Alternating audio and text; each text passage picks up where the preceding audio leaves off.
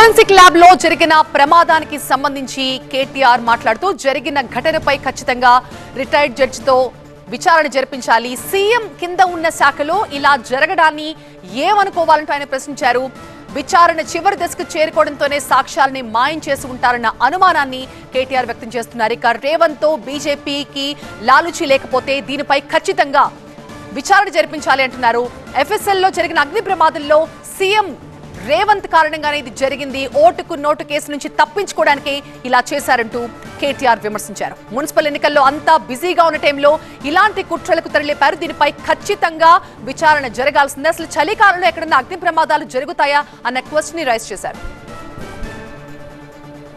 ఆ రోజు ఓటుకు నోటు దొంగతనంలో తాను అడ్డంగా దొరికిపోయిన కేసు ఏదైతే ఉందో ఆ కేసులోని ఆధారాలన్నీ భద్రపరచబడ్డ ఫోరెన్సిక్ ల్యాబొరేటరీని రేవంత్ రెడ్డే తగలబెట్టించిండు అని రాష్ట్రంలోని ప్రతి ఒక్కరూ ఇవాళ భావిస్తా ఉన్నారు.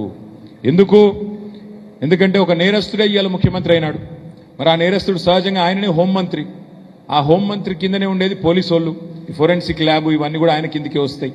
అందుకే ఏం చేసిండు, మరి తానే స్వయంగా కుట్రబన్ని మనందరం మున్సిపల్ ఎన్నికల్లో బిజీగా ఉన్నప్పుడు మరి అక్కడ ఇవాళ ఈ కుట్రకు పాల్పడి మొత్తానికి ఆధారాలన్నీ లేకుండా శాశ్వతంగా ఈ కేసులోంచి బయటపడేందుకు ఒక పన్నాగం పనినట్టుగా మేమందరం కూడా అనుమానిస్తూ ఉన్నాం.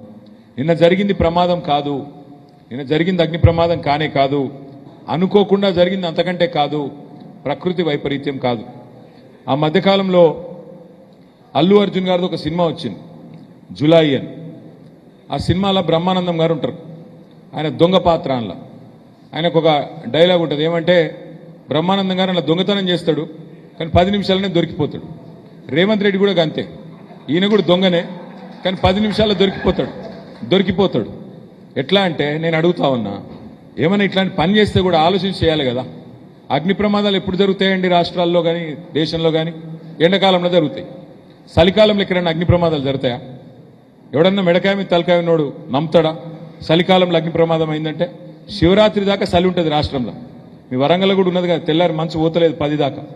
మరి అది కూడా చలికాలంలో పొద్దున 10కి ఏది చలి ఉండంగా మొత్తం అగ్ని ప్రమాదం జరిగిందంటే ఇది మనం నమ్మాలన్నట్టు. అందుకే అంటున్నాను నేను, ఈ దొంగకు దొరికిపోవడం ఒక స్పెషాలిటీ రేవంత్ రెడ్డి అనే దొంగకు. అందుకే ఖచ్చితంగా మరి ఈ చలికాలంలో జరిగిన అగ్ని ప్రమాదం చేయించబడ్డ ప్రమాదంగానే ప్రజలు భావిస్తూ ఉన్నారు. ఒక పకడ్బందీ ప్రణాళికతో రేవంత్ రెడ్డి అనే నేరగాడు క్రిమినల్ తన క్రిమినల్ మనస్తత్వంతో ఆధారాలను మాయం చేయడానికి ఫోరెన్సిక్ ల్యాబ్ను తగలబెట్టించినాడు అని మేము రాష్ట్ర ప్రజలతో పాటు మేము కూడా భావిస్తూ ఉన్నాము.